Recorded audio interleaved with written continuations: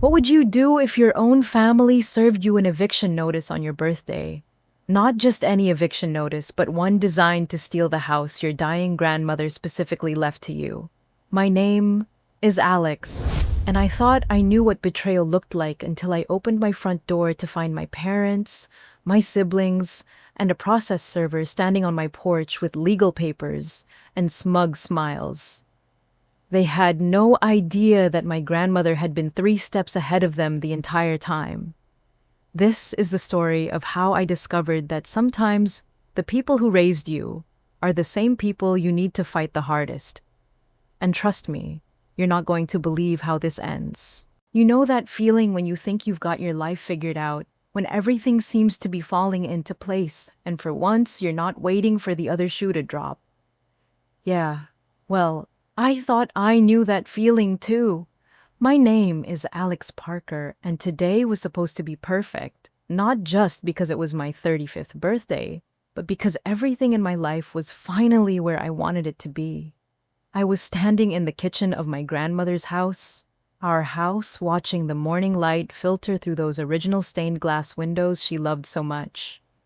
The smell of coffee mixed with the lingering scent of lavender from her garden outside. This wasn't just any house. This was a 1920s craftsman that my grandmother May had poured her heart into for over 60 years. Every creaky floorboard, every hand-carved detail, every room held a memory. When she passed 2 years ago, she left it to me. Just me. And I knew exactly why.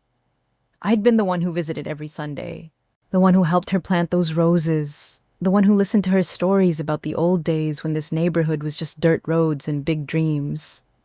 My siblings Ethan and Claire, well, they had other priorities. My parents, too. But May and we understood each other. The irony wasn't lost on me that I'd become an interior designer running my own firm with my business partner, Jordan. May always said I had an eye for making spaces feel like home. Maybe that's why she trusted me with hers. I was arranging fresh flowers in May's favorite crystal vase when Jordan burst through the front door, arms full of birthday decorations, and that infectious grin that made everyone love them instantly. Birthday girl, ready for the big 3-5 celebration. Jordan dropped everything on the antique dining table that May had saved for decades. I brought your favorite chocolate cake with way too much frosting and enough wine to make your family bearable. I laughed, but something twisted in my stomach. My family. They'd all be here tonight for dinner. All of them together in May's house. It should have felt perfect, but lately, something felt off. Jordan, can I ask you something? I set down the vase, suddenly needing to voice the worry that had been gnawing at me for weeks. Have you noticed anything weird about my family lately? Like weirder than usual? Jordan paused, streamers half hung. What kind of weird? I don't know. Hushed phone calls, Ethan asking strange questions about the house, my mom making comments about how big this place is for just one person. I shook my head. Maybe I am being paranoid. Your intuition has never steered you wrong before. Jordan's voice got serious. What's your gut telling you? Before I could answer, the doorbell rang. My heart did this little skip the way it does when you're not expecting company, but somehow know it's not good news. I opened the door to find a man in a cheap suit holding an official-looking envelope. Behind him, parked at the curb, was my father's car. And standing by it like they were waiting for some kind of signal were my parents, my brother Ethan, and my sister Claire. Alexandra Parker. The man's voice was flat, professional. Yes, you've been served. The envelope felt heavier than it should have. My name was typed across the front in bold letters, and in the corner I could see the return address of a law firm I'd never heard of. My family started walking up the path toward me, and I noticed something that made my blood run cold. They weren't looking surprised. They weren't rushing to see what was wrong. They were walking toward me like they'd been expecting this moment. I tore open the envelope with shaking hands, and the words that stared back at me might as well have been written in a foreign language. Notice to quit and demand for possession of premises. Eviction notice. Someone was trying to evict me from my own home. From May's home. The home she'd left to me legally and completely. I looked up at my family, now standing in a semicircle on May's front porch, and I saw something in their faces that I'd never seen before. They weren't surprised because they already knew. And in that moment, standing in the doorway of the house where I'd felt safest, my entire life holding an eviction notice served by strangers, but orchestrated by the people who were supposed to love me most, I realized my 35th birthday was about to become a day I'd never forget. For all the wrong reasons. The question wasn't who was trying to take my home away from me. The question was why the people I'd trusted most in the world were the ones holding the keys to my destruction. And I was about to find out that the answer was so much worse than I could have ever imagined. Let me back up for a second because none of this makes sense without understanding how we got here. How a family dinner turned into a legal ambush on my birthday. 2 years ago, when Grandma May was dying, she made sure everything was crystal clear. I remember sitting in her hospital room, holding her hand, while she squeezed mine with surprising strength for someone so frail. "Alex, honey, I need you to listen to me." Her voice was barely a whisper, but her eyes were sharp as ever. "This house, the investment account, it's all going to you. Not because I love you more than the others, but because you're the only one who understands what home really means." I tried to protest to say she should split everything equally, but she cut me off. "Your brother sees dollar signs. Your sister sees a burden. Your parents see a retirement plan they never had to work for. But you see what I see. You see the Sunday mornings with pancakes on the good china. You see the Christmas trees that touch the ceiling. You see the love that built this place, board by board." The will was ironclad. May's lawyer, a sharp woman named Lisa Chen, had made sure of that. Everything came to me, free and clear. The house worth about $400,000 and an investment account I had no idea existed worth another $200,000. But here's the thing about my family that May knew, and I was too naive to fully grasp back then. They don't just want things. They expect them. When the will was read, my parents, David and Susan Parker, sat in those uncomfortable leather chairs at the law office with expressions I'd never seen before. Not grief, not surprise, something closer to calculation. Ethan, my older brother, kept checking his phone like he was already researching property values. Claire, my younger sister, just stared at me like I'd personally stolen something from her. "Well," my mother said, finally her voice tight, "I suppose we should talk about what happens next." "What do you mean?" I asked. "Alex, sweetheart." My father jumped in using that tone he used when he thought I was being difficult. "This house is enormous. It's just you. Maybe it makes sense to sell it, split the proceeds. You know what May would have really wanted." I felt something crack inside my chest. Dad, May literally just told us what she wanted. She wanted me to have it. "But think practically," Claire added, leaning forward. "The maintenance alone on a place this size, the property taxes, it's not fair to burden you with all of that." Burden. That's the word that stuck with me. They were calling my inheritance, my grandmother's final gift to me, a burden.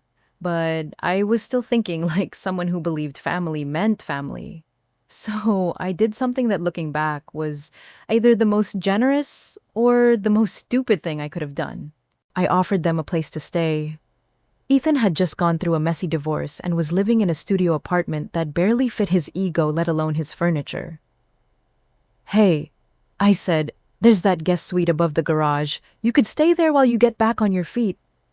Claire was struggling to make it as a freelance photographer, constantly behind on rent. "The pool house has been converted into a studio. You could use it, save some money." My parents had been talking about downsizing from their big suburban house, claiming they wanted something more manageable. "You guys could take the in-law suite. It's got its own entrance, full kitchen. You'd have privacy, but we'd still be close." They said yes so fast it should have been my first red flag. Within 3 months, my entire family had moved into May's house. Into my house. And suddenly, the place that had felt like my sanctuary started feeling like I was the guest. Ethan took over the garage, but his temporary stay stretched into months, then over a year. He installed a big screen TV, brought in a full bar setup, and started having his buddies over for poker nights that went until 3 in the morning. Claire turned the pool house into her photography studio, but also started hosting creative salons that were really just parties where her artist friends would drink wine and critique everyone else's work loudly enough to wake the neighbors. My parents settled into the in-law suite like they'd always lived there. My mother started rearranging May's furniture, claiming she was just helping me decorate. My father began treating the backyard like his personal project, pulling up May's rose garden to install a putting green. "We're family," they kept saying whenever I tried to set boundaries. Family helps family. But the help only seemed to flow in one direction. When Ethan's car broke down, I co-signed for a new one. When Claire needed equipment for a big photography job, I lent her $5,000. When my parents wanted to take a cruise for their anniversary, I picked up the tab because we're all saving so much money living together. The house that May had left me became a hotel where I was both the owner and the only one paying the bills. And then, the weird stuff started. About 6 months ago, I came home early from a client meeting to find a man in an expensive suit walking around the property with my father. They were measuring things, taking pictures, pointing at the foundation like they were discussing renovations. "Oh, that's just Jim from the insurance company," my father said when I asked. "We thought we should update the coverage, with everyone living here now." But when I called our insurance company the next day, they had no record of anyone named Jim and no recent requests for property assessments. Then, there were the hushed phone calls. Ethan taking calls in the garage and lowering his voice whenever I walked by. Claire suddenly becoming secretive about her business meetings at coffee shops downtown. My parents whispering in their suite and going silent whenever I knocked on their door. The strangest thing was my mother's sudden interest in May's belongings. She started asking about jewelry, about heirlooms, about family pieces that should be shared among everyone. "After all," she said one morning over coffee, "May was my mother-in-law for 37 years. Surely she would have wanted me to have something to remember her by." But May had been very specific about her belongings. Everything sentimental went to me. Everything else was donated to charity. There was no ambiguity, no room for interpretation. Still, things started disappearing. Small things at first. May's antique silver picture frames. Her collection of vintage brooches. Her grandmother's china set that she'd promised would come to me someday. When I asked about them, I got shrugs and claims of ignorance. "Maybe May donated more than we thought," Claire suggested. You know how she was about clutter. May hated clutter, but she treasured family heirlooms. She would never have donated her grandmother's china. 3 weeks ago, I overheard a conversation that made my blood run cold. I was coming back from a late client dinner when I heard voices in the backyard. Ethan, Claire, and my parents were sitting around the fire pit, and they didn't know I was home. "The realtor thinks we could get at least 600,000, maybe more," Ethan was saying. "The neighborhood's really taken off." "But we need Alex to agree," my mother replied. "We can't just force her to sell." "Can't we?" Claire's voice was sharp. "I mean, if we can prove she's not maintaining the property properly, or if there's some kind of legal issue with the inheritance." My father's voice was lower, harder to hear. "Lisa mentioned something about missed filings. If Alex didn't file the right paperwork with the county, there might be a window." They were talking about my house, May's house. They were plotting to find a way to force me to sell it. I stood there in the dark, listening to my family discuss my life like I was already gone, and I realized something that made me feel sick and furious and heartbroken, all at the same time. This had never been about helping me. This had never been about family. This had been about positioning themselves to take what May had specifically chosen not to give them. And as I stood there listening to them plan my downfall, I realized they had no idea who they were dealing with. Because the quiet, accommodating Alex, who had welcomed them into her home with open arms, she was about to become some... So there I was, standing on May's front porch, holding an eviction notice and staring at my family like I was seeing them for the first time. Which, in a way, I was. "What is this?" I held up the papers, my voice barely steady. My father stepped forward, and I saw something in his expression I'd never seen before. Not shame, not regret. Something that looked almost like relief. Alex, honey, we need to talk. All of us. Together. Jordan appeared beside me, and I felt their presence like an anchor in a storm. What's going on here? They asked, their voice protective in a way that made me grateful I wasn't facing this alone. Family business, my mother said, her tone clipped. Perhaps your friend could give us some privacy. Jordan stays, I said, surprised by the steel in my own voice. Whatever this is, I want to witness. We moved into May's living room, the room where we'd celebrated every holiday, every birthday, every milestone for as long as I could remember. The irony wasn't lost on me that they'd chosen this space surrounded by May's photographs and memories to drop whatever bomb they'd been planning. I sat in May's favorite armchair, the one she'd claimed gave her the best view of her garden. My family arranged themselves on the couch like they'd rehearsed this moment. Jordan stood behind me, one hand on my shoulder. Alex. Ethan started pulling out a folder that looked suspiciously official. We've been doing some research and we've discovered some problems with the inheritance. What kind of problems? Claire leaned forward, and I noticed she'd dressed up for this, like she was going to a business meeting instead of destroying her sister's life. When May left you the house, there were certain legal requirements that needed to be met. Filings with the county, maintenance bonds, property management documentation. My heart started pounding. What are you talking about? My father opened his own folder. According to our research, several of these filings were never completed, which means technically the inheritance might not be legally valid. I felt like the room was spinning. That's impossible. Lisa Chen handled everything. She's one of the best estate lawyers in the city. Lawyers make mistakes, my mother said, her voice almost gentle. Almost. And when they do, families have to deal with the consequences. Jordan's grip on my shoulder tightened. You're saying Alex doesn't legally own this house? We're saying the situation is complicated, Ethan replied, but we think we've found a solution that works for everyone. Here it comes, I thought. Here's the real reason for the eviction notice, for the coordinated ambush, for months of weird behavior and hushed conversations. Claire pulled out a real estate brochure, glossy and professional. We've been working with a realtor who specializes in properties like this, historic homes in transitioning neighborhoods. He thinks we could get between $600,000 and $700,000. If we sell quickly, my father added, before the legal complications get too messy. I stared at them, these people who shared my DNA, who'd sat at May's dinner table every Sunday, who'd cried at her funeral, and promised to honor her memory. You want me to sell May's house? We want all of us to benefit from May's legacy, my mother corrected. The way she would have wanted if she'd really understood the legal implications of what she was doing. Something hot and sharp rose in my chest. May understood exactly what she was doing. She left this house to me because she trusted me to take care of it. And you have, Ethan said, his tone patronizing in a way that made me want to scream. But Alex, be realistic. This place is huge. The maintenance costs alone are killing you. The property taxes keep going up. You're barely 35. Do you really want to be house poor for the rest of your life? Plus, Claire added, think about what you could do with your share of the sale.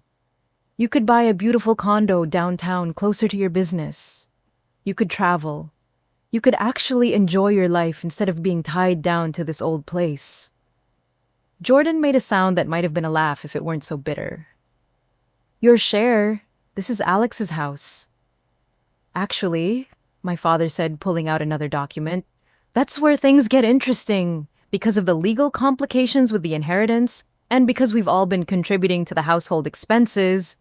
What household expenses? I demanded. Well, there's the increased utility costs from all of us living here. The wear and tear on the property, the informal rent we should have been paying but didn't because we're family. I felt something break apart inside my chest. You think you're entitled to money from the sale of my house because you've been living here rent-free. We think, my mother said carefully, that May would have wanted this to be fair. She loved all of us, Alex, not just you. Then why didn't she leave the house to all of us? The silence that followed was deafening. Finally, Ethan cleared his throat. Maybe she made a mistake. Those 4 words hung in the air like a curse. Maybe she made a mistake. About me. About her choice. About everything she'd believed about family and love and what home really meant. Jordan's voice cut through the silence like a blade. So, let me get this straight. You served Alex with an eviction notice on her birthday. You've been plotting to force her to sell her house. And you're doing all of this because you've decided her dying grandmother made a mistake when she chose to leave everything to the granddaughter who actually loved her. You don't understand, Claire said, her composure starting to crack. Alex has always been May's favorite. May never even tried to hide it. She got the bedtime stories, the special recipes, the one-on-one time. Some of us had to fight for scraps of attention. So this is about jealousy, I said quietly. This is about fairness, my father snapped, and for a moment I saw the anger he'd been hiding behind his reasonable tone. May had 4 people in this family who loved her, but she only saw fit to remember one of them in her will. That's not love, Alex. That's favoritism. I stood up slowly, my legs shaking but my voice steady. Get out. Alex, you're being emotional, my mother started. Get out of my house. All of you. Right now. Ethan laughed. Actually laughed. Your house. Alex, did you not hear what we just told you? The legal issues with the inheritance mean this might not be your house at all. I walked over to May's antique secretary desk and pulled out a thick folder. You mean these legal issues? I held up a stack of documents. The property deed with my name on it filed and recorded with the county, the inheritance tax forms paid in full, the homeowner's insurance policy in my name, the maintenance bond that's been automatically renewed every year. The color drained from my father's face. Or maybe you mean these legal issues. I pulled out another stack of papers. The utility bills I've been paying alone for the past 18 months while you all lived here, rent-free. The property tax payments that come directly from my account. The home improvement receipts for repairs you've never contributed a dime toward. Claire's mouth opened and closed like a fish. Here's what I think happened. I continued, my voice getting stronger with every word. You assumed I was too trusting, too accommodating, too grateful for your presence to actually read the fine print on my own inheritance. You thought you could gaslight me into believing there were legal problems that didn't exist. You thought you could manipulate me into selling May's house and handing you money you were never entitled to. I walked over to where they sat, this family that had raised me, that had taught me what love was supposed to look like. But here's what you didn't count on. May didn't just leave me this house because she loved me. She left it to me because she knew I would fight for it. She knew I would protect it. And she knew that when people tried to take it away from me, I wouldn't just roll over and let them. Jordan stepped beside me, solid and supportive. So what happens now? I looked at my family, really looked at them, and saw strangers wearing familiar faces. Now they leave. Tonight. All of them. You can't just kick us out, Ethan protested. We have rights. We've been living here for over a year. There are tenant protections. Tenants pay rent, Jordan said smoothly. Guests get invited. Squatters get evicted. I smiled, and it felt like ice forming over a deep wound. Don't worry about the legal complications, Ethan. I've got an excellent lawyer. The next 10 minutes were chaos. Accusations, flying voices raised threats made and denied. But through it all, I stood in May's living room, surrounded by her photographs and her memories, and I felt something I hadn't felt in months. I felt like I was home. Because for the first time since May died, I wasn't trying to make everyone else comfortable in her house. I was protecting it. And as my family stormed out, slamming doors and making promises about lawyers and legal action they couldn't afford, I realized something that should have terrified me, but instead made me feel oddly calm. This was just the beginning. They'd shown me their cards, but they had no idea what I'd been holding in my hand all along. And tomorrow, They were going to find out that the quiet, accommodating granddaughter they thought they could manipulate had learned a few things about fighting back. May would have been proud. One else entirely. After my family stormed out, the house felt different. Quieter, but not empty. For the first time in over a year, it felt like mine again. Jordan and I sat in May's kitchen, surrounded by the aftermath of what should have been my birthday celebration. The decorations they'd brought looked absurd now, cheerful streamers hanging over the wreckage of my family relationships. "Okay," Jordan said, pouring us both generous glasses of the wine they'd brought. "What's our next move?" "Our next move. Alex, you don't think I'm letting you handle this alone, do you?" Jordan's eyes were fierce. "These people just tried to steal your house on your birthday. This is war." I felt something warm spread through my chest that had nothing to do with the wine. I don't even know where to start. We start with what we know. They mentioned missed filings, legal complications, property management issues. They had to get that information somewhere. Jordan was right. My family wasn't smart enough to fabricate legal-sounding problems out of thin air. Someone had fed them this information. The man with my father, the one he claimed was from the insurance company. I pulled out my phone. I took a picture of his license plate without thinking about it. Habit from all those years of May telling me to be careful about strangers. Jordan grinned. "May was training you to be a detective and you didn't even know it." We ran the plate number through a private investigator service that Jordan's ex-girlfriend had recommended.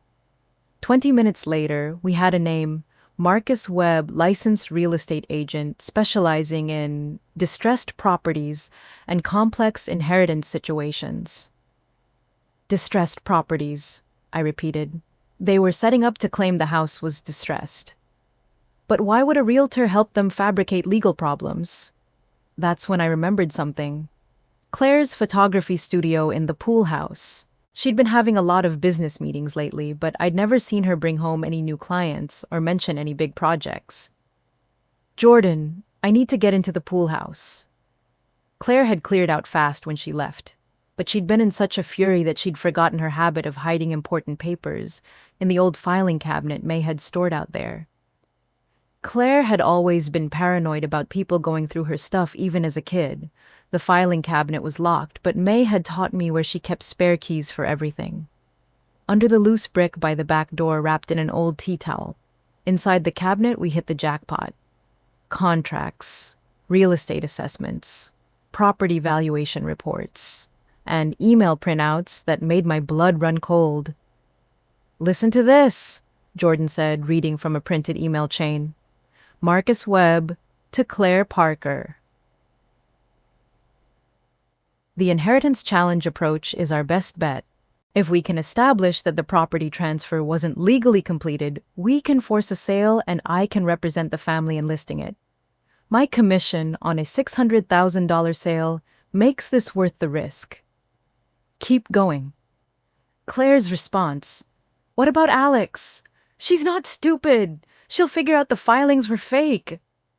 And Webb replies, "By the time she proves that we'll have tied her up in legal proceedings for months. Even if she wins, she'll be broke from lawyer fees and ready to sell just to get out from under the debt." I felt sick. My own sister had been planning to bankrupt me with fake legal challenges just to force me to sell May's house. But there was more. So much more.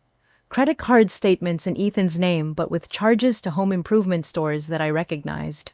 The receipts were in my files upstairs because I'd been tracking them for tax purposes, but Ethan had been buying materials and billing them to credit cards, then submitting the receipts to me for reimbursement.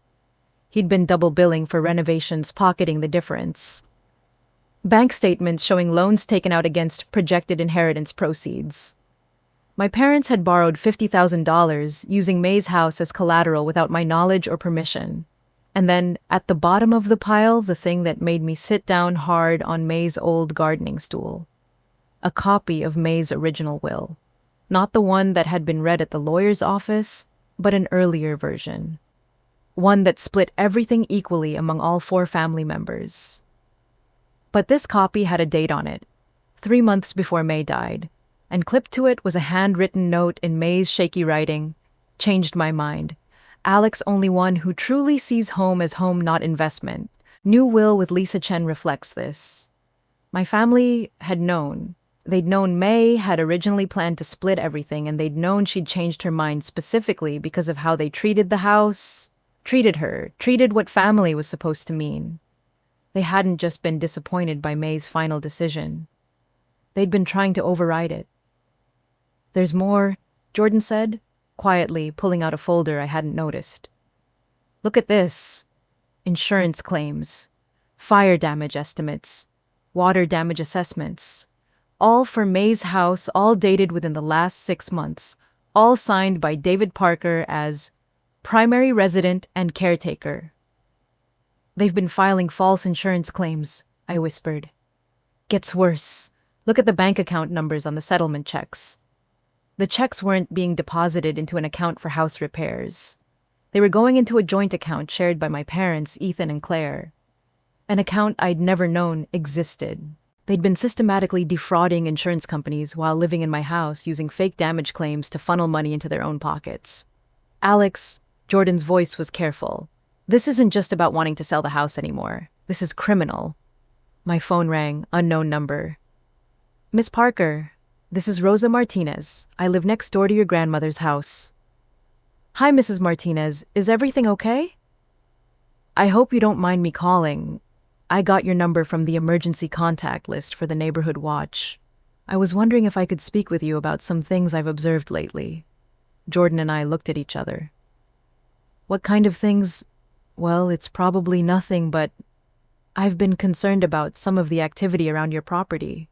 People coming and going at odd hours, trucks with equipment I didn't recognize.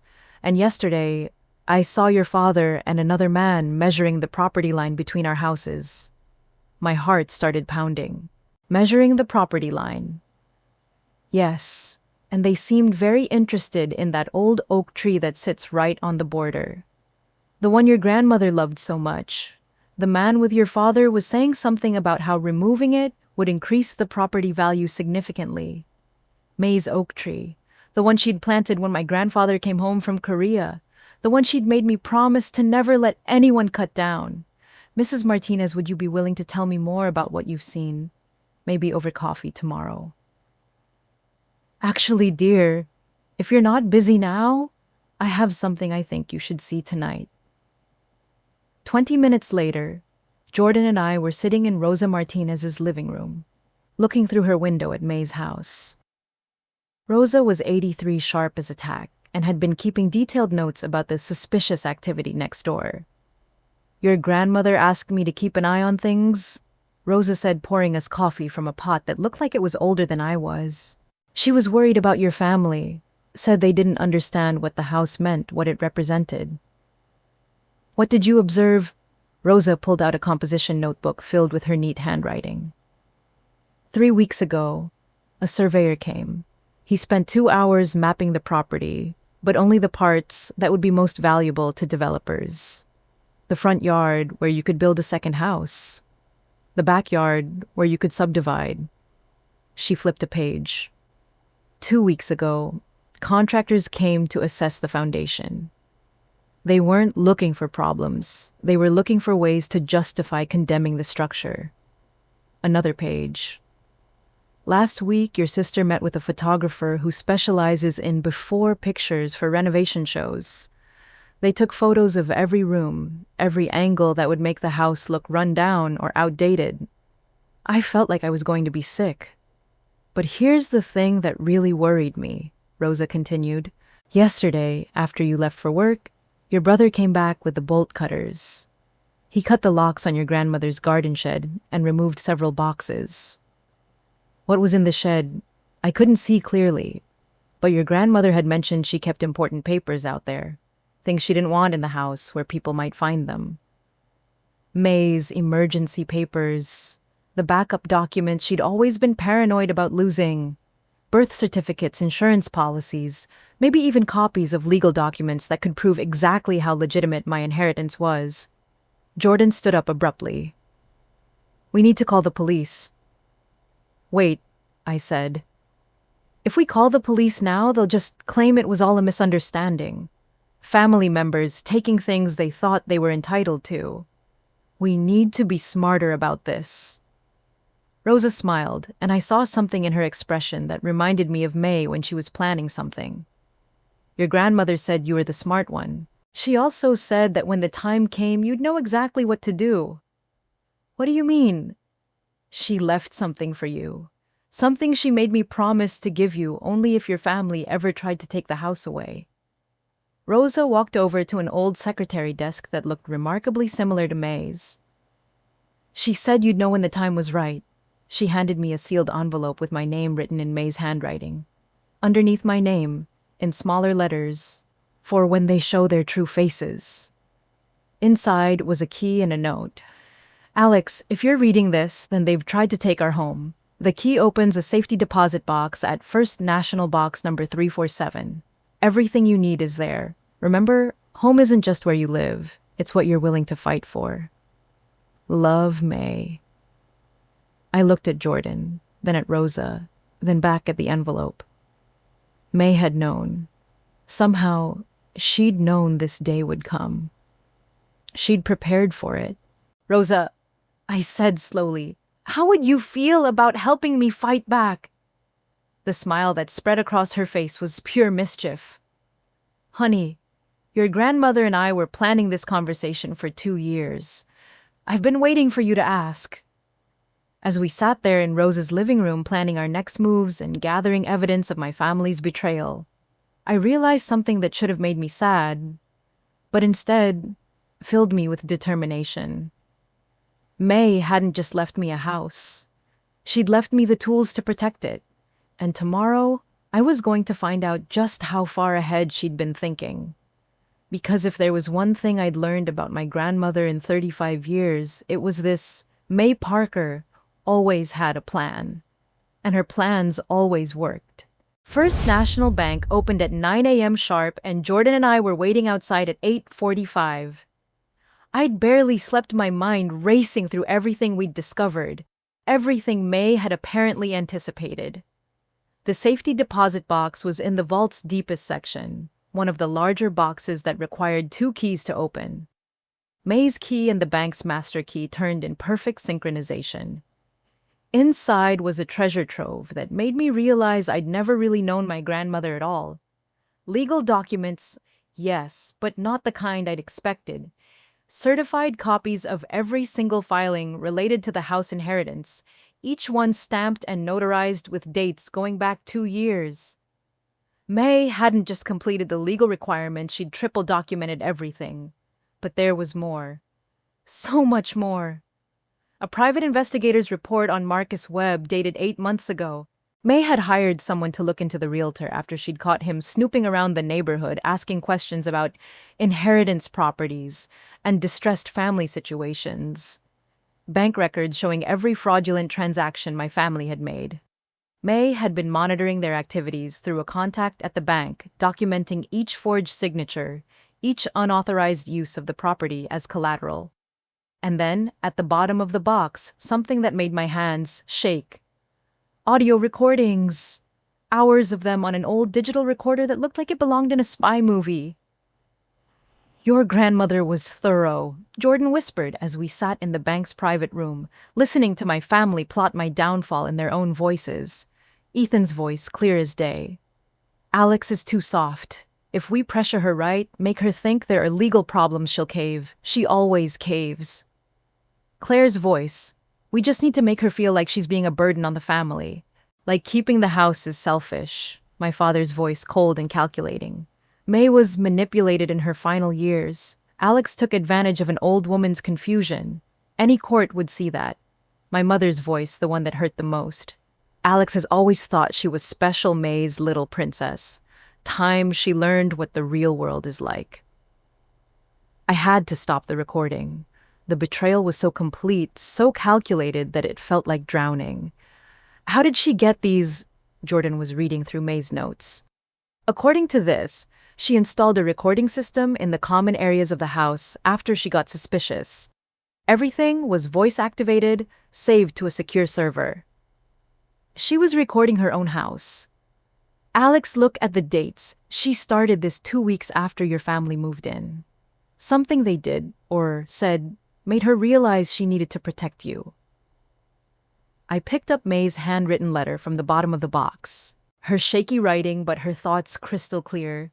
My dearest Alex, if you're reading this, then they've made their move just like I feared they would. I want you to know that documenting their betrayal was the hardest thing I've ever done, but also the most necessary. You have always seen the best in people even when they don't deserve it. That's a beautiful quality, but it's also a dangerous one when dealing with people who mistake kindness for weakness. You are not weak, Alex. You are the strongest person I know.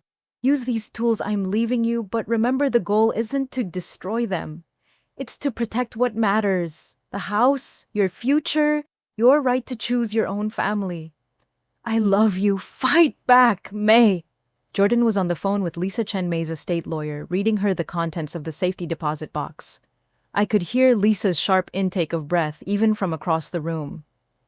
She wants to see us immediately, Jordan said, hanging up. And Alex, she said May called her 6 months ago with very specific instructions about what to do if this situation ever arose. Lisa Chen's office was downtown in one of those glass towers that made you feel small just walking into the lobby. But Lisa herself was anything but intimidating. She was maybe 5 feet tall with silver hair and eyes that missed nothing. Your grandmother was one of the most prepared clients I've ever had, Lisa said, spreading May's documents across her conference table. She came to me 8 months ago with evidence of financial fraud, identity theft, and conspiracy to commit real estate fraud. She wanted to know what her options were. What did you tell her? I told her she could have your entire family arrested. Lisa's voice was matter-of-fact. The evidence she'd gathered was comprehensive enough to support multiple felony charges. But she said that wasn't what she wanted. What did she want? Lisa pulled out a thick folder I hadn't seen before. She wanted to give them a chance to do the right thing. And if they didn't, she wanted to make sure you had everything you needed to protect yourself and the house. Inside the folder was a complete legal strategy outlined in May's handwriting and Lisa's legal terminology.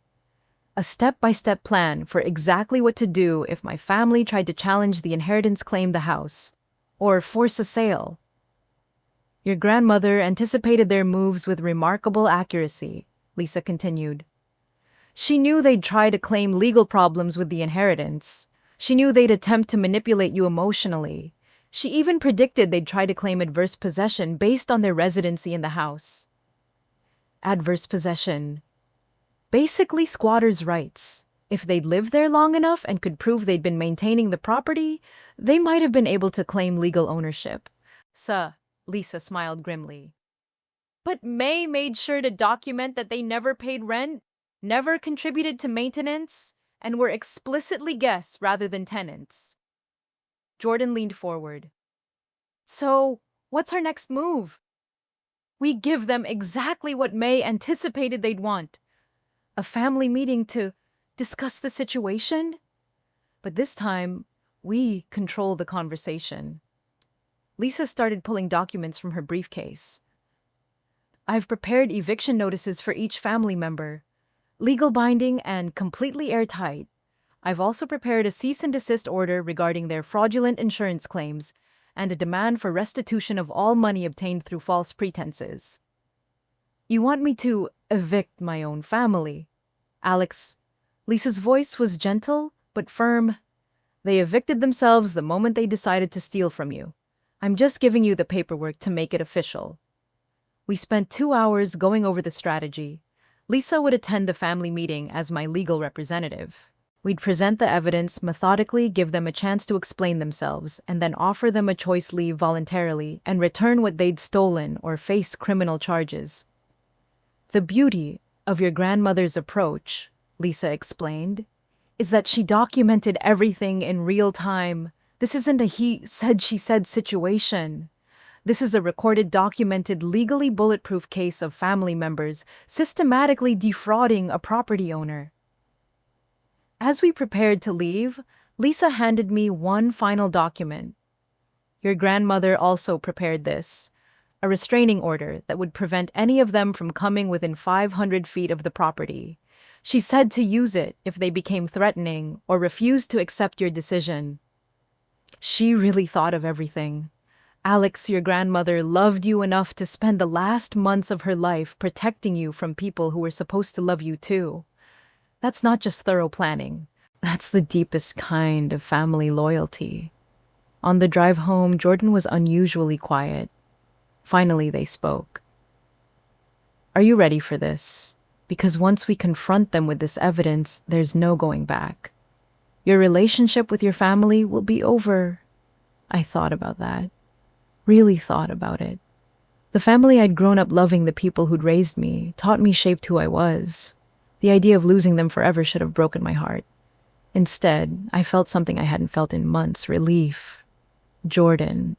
I think the relationship was already over. I was just the last one to figure it out.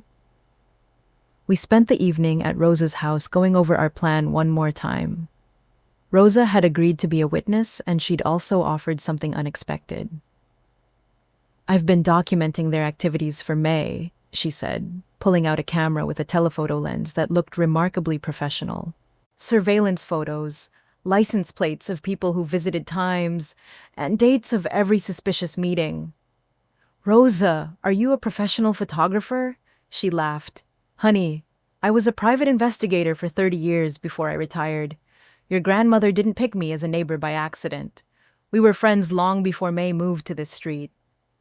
Of course, May had moved to this house 15 years ago, specifically choosing a location next door to a retired private investigator. My grandmother hadn't just been protecting the house, she'd been positioning herself to protect me. The meeting is tomorrow at 7 p.m., I told Rosa.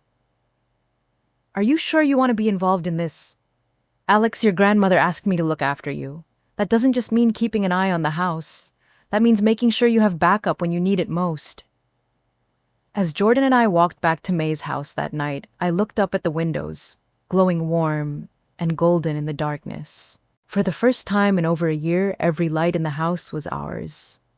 No one hiding in the garage, plotting in the pool house, or whispering in the guest suite. It felt like the house was breathing again. Tomorrow, my family would come back expecting to manipulate me into giving up everything May had left me. They'd come armed with fake legal threats, emotional manipulation, and years of experience making me feel small. What they didn't know was that I wouldn't be facing them alone. I'd have Jordan, Lisa, Rosa, and May's careful planning on my side. But most importantly, I'd have something they'd never understood, the absolute certainty that I was fighting for something worth protecting.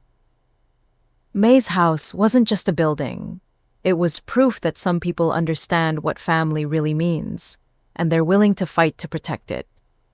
Tomorrow, I was going to find out just how strong that kind of love could make someone, and my family was going to learn that the quiet, accommodating granddaughter they thought they could manipulate had been raised by a woman who taught her that some things are worth standing up for, no matter what it costs.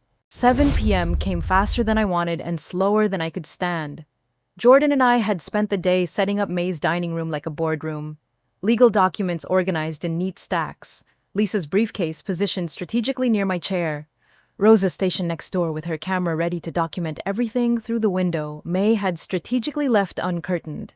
I was wearing May's pearl necklace, the one she'd given me on my 16th birthday.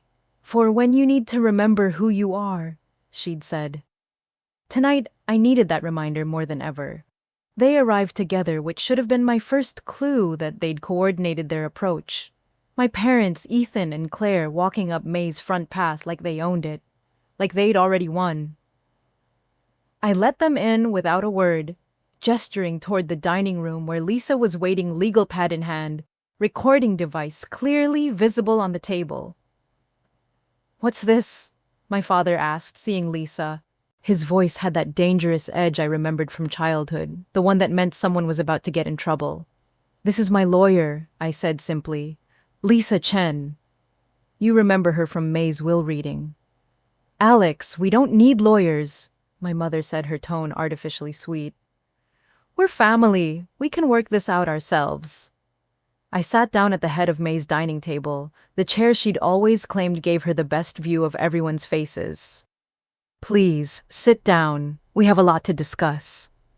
They arranged themselves across from me, and I noticed they'd dressed for battle too. My father in his most intimidating suit. My mother in her church meeting outfit that made her look respectable and trustworthy. Ethan and Claire in business casual like they were attending a real estate closing.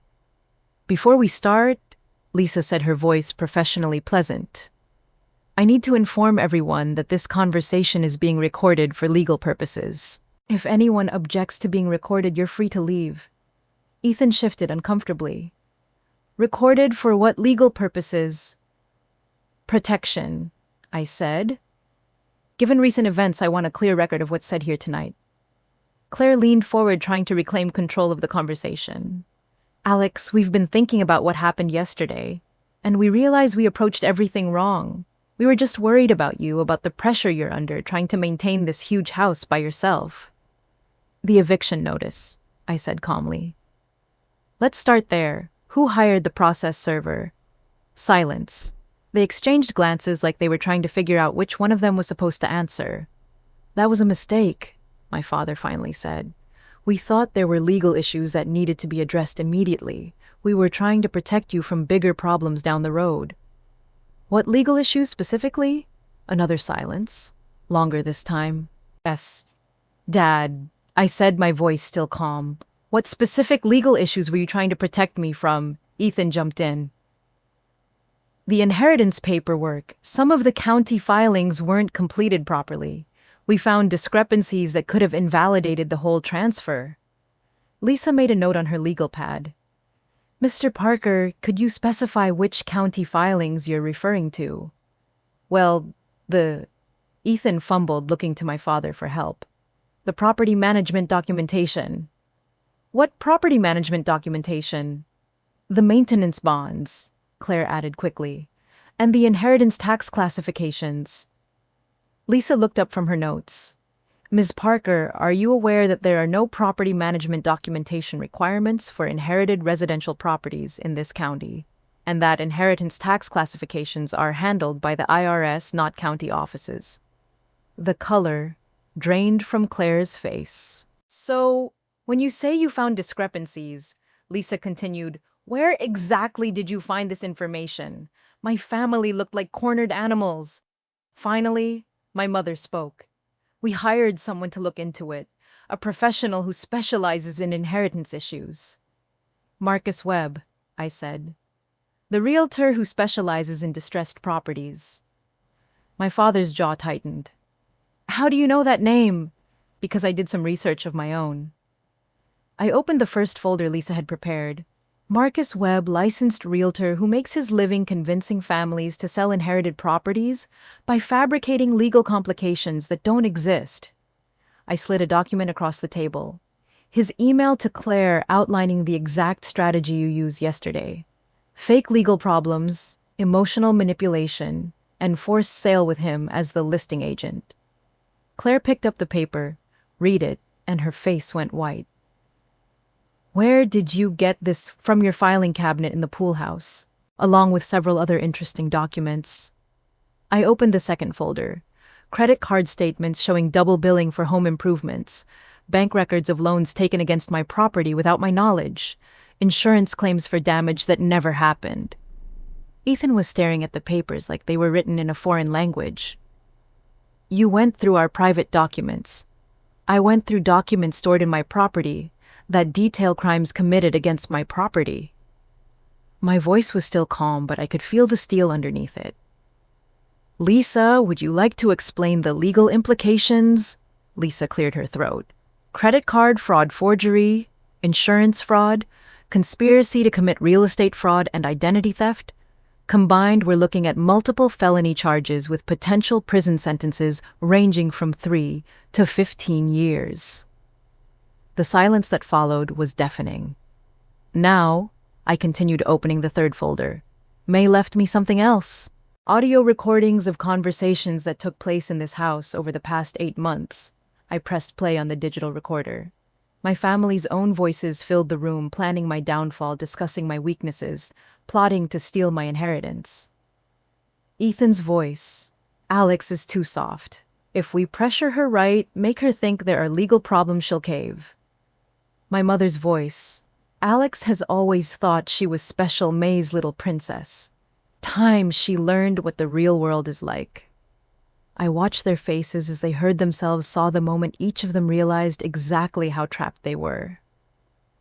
May knew, I said quietly. She knew what you were planning, and she spent the last months of her life making sure I'd have everything I needed to protect myself.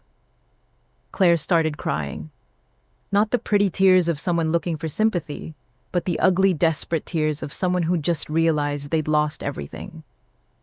We're family, she whispered. How could you record us? How could you plot against us? How could I plot against you? I felt something break open inside my chest, something that had been building pressure for months. Claire, you tried to steal my house.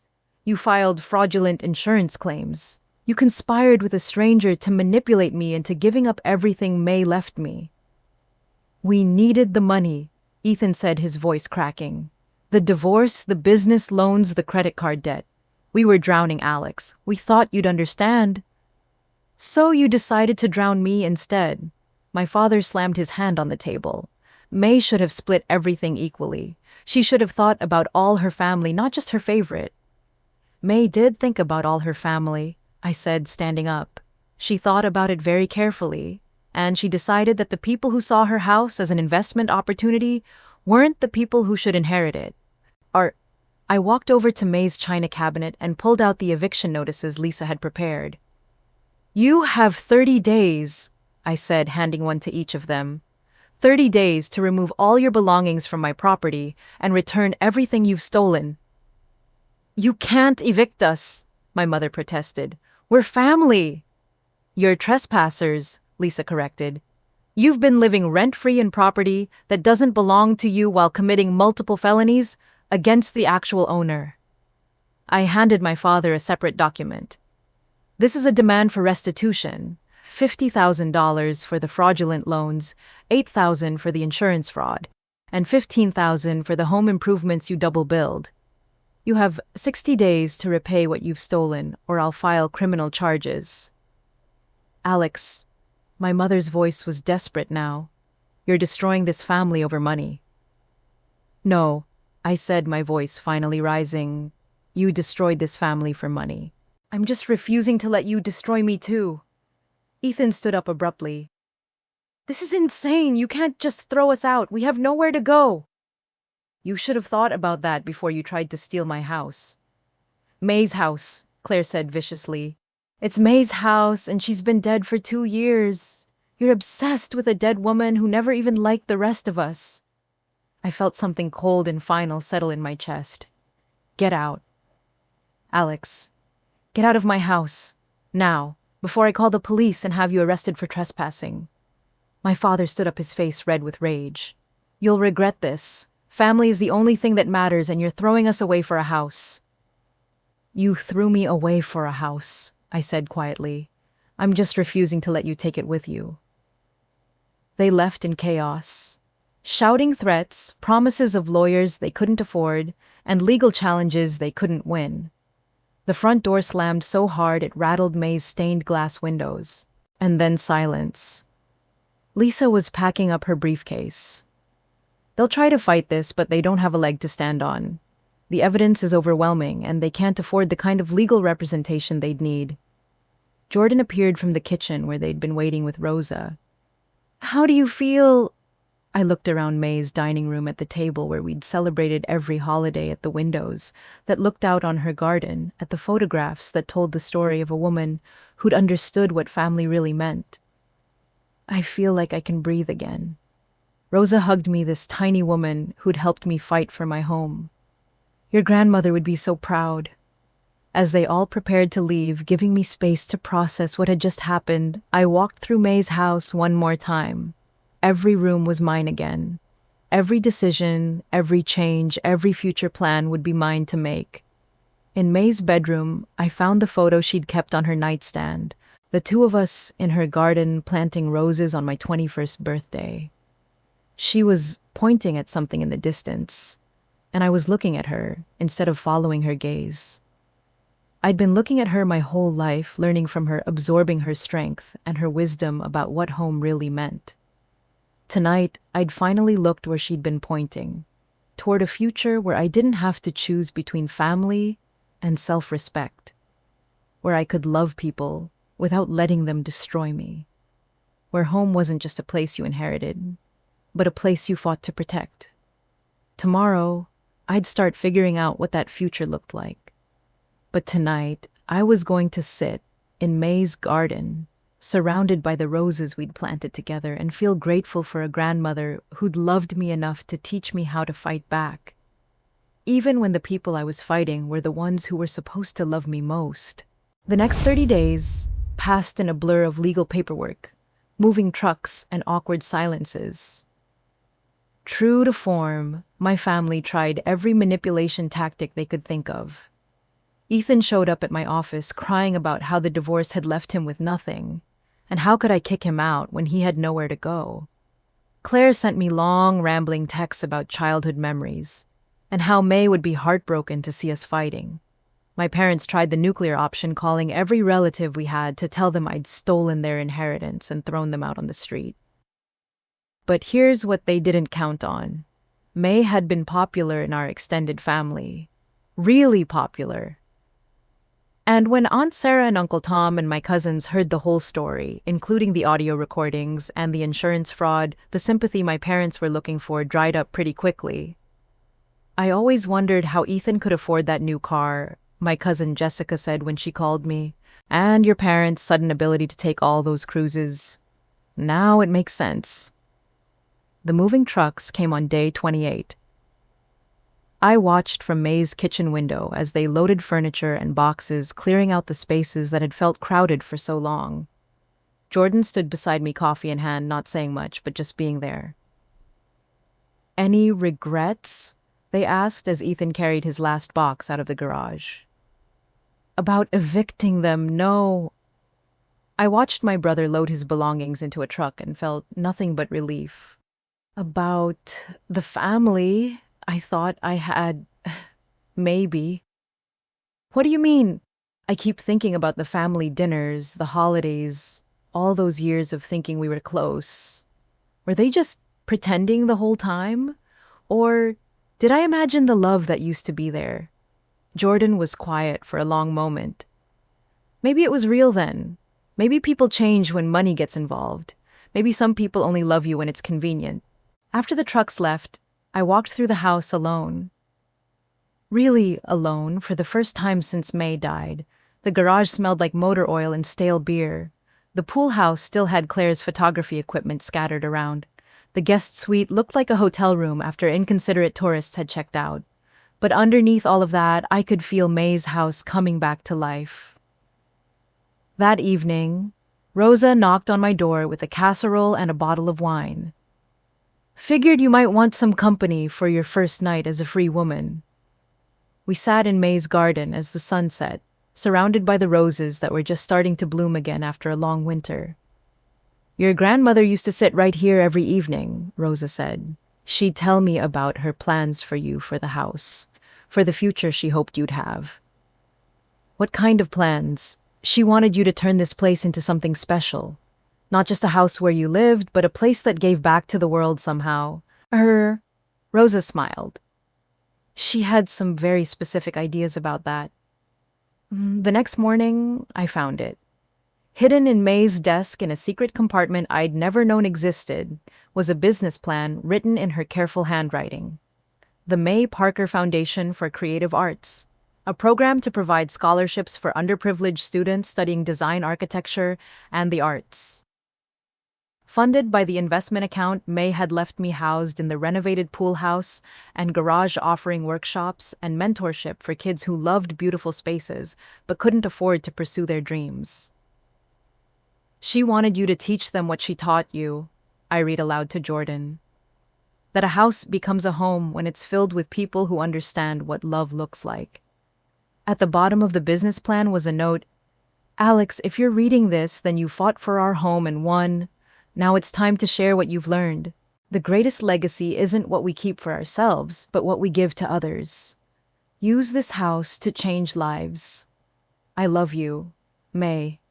6 months later, I was standing in the renovated pool house watching 15 teenagers work on their final projects for the Foundation's first design workshop. Maria, 17, was creating a community garden plan for her neighborhood. Kevin, 16, was designing affordable housing that didn't look like affordable housing. Jasmine, 15, was working on interior designs for homeless shelters that felt like homes instead of institutions. Jordan walked over with coffee, and that grin that meant they had news. The city council approved your proposal, they said. The May Parker Foundation is officially recognized as a nonprofit.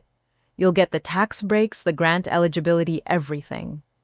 I watched Kevin explaining his housing design to Maria, their heads bent over architectural drawings, their excitement infectious. May would have loved this, I said.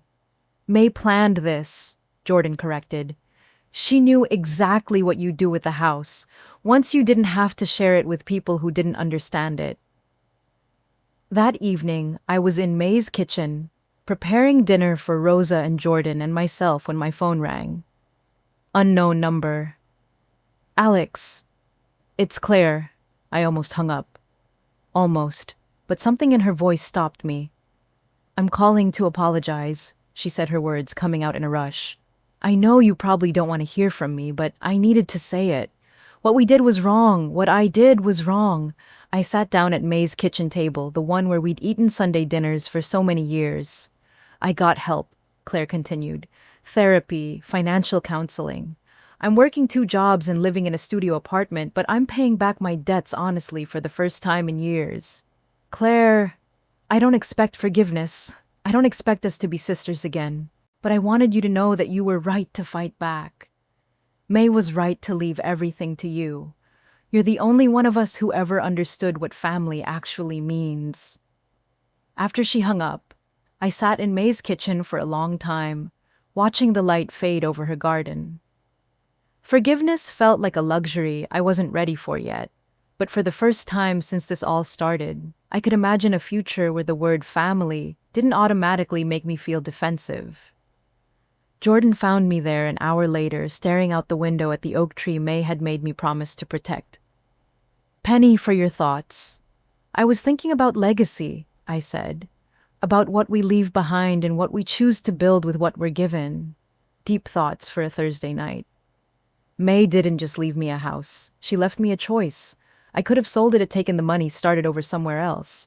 I could have let my family's betrayal make me bitter and closed off. But you didn't. But I didn't. Instead, I chose to turn the pain into something useful. Turn the house into something that gives back.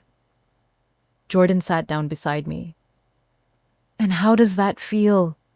I looked around May's kitchen at the foundation brochures scattered on her table, at the photos of this month's scholarship recipients, pinned to her refrigerator, at the life I'd built from the ashes of the family I'd lost. It feels like home, I said. For the first time in my life, it feels like I'm exactly where I'm supposed to be. Later that night, I stood in May's garden under the stars, thinking about the conversation I'd had with Claire, about forgiveness and family and the difference between the two. I wasn't ready to forgive them yet. Maybe I never would be, but I was ready to stop letting their betrayal define my story. The May Parker Foundation was my story now. The kids learning to see beauty and possibility in spaces that others had given up on. The young designers creating solutions for problems no one else wanted to solve. The house that May had saved for me, that I'd fought to keep, that was now home to something bigger than either of us had imagined. As I walked back toward the house, I passed the oak tree May had planted for my grandfather, the one she'd made me promise to protect. In the moonlight, I could see the small plaque I'd installed at its base. In memory of May Parker, who understood that the greatest homes are built not with wood and stone, but with love and the courage to protect what matters. I touched the plaque gently, the way I used to touch May's hand when she was telling me stories about what home really meant. Thank you, I whispered, for teaching me that family isn't just the people you're born to. It's the people who see your dreams and help you fight for them. It's the people who love you enough to prepare you for battles they won't be there to fight. Tomorrow, I'd wake up in May's house, my house, and continue building something beautiful from the foundation she'd left me. Tonight, I was going to sleep peacefully for the first time in 2 years, knowing that sometimes the most important thing you can do for someone you love is teach them when to fight back. And sometimes the people who try to destroy you end up giving you exactly the motivation you need to become who you were always meant to be. Home isn't just where you live, it's what you're willing to fight for. And I'd finally learned the difference. What do you think? Have you ever had to choose between keeping the peace and standing up for what's rightfully yours? Sometimes, the people who are supposed to protect us are the ones we need protection from. I'd love to hear your thoughts in the comments below.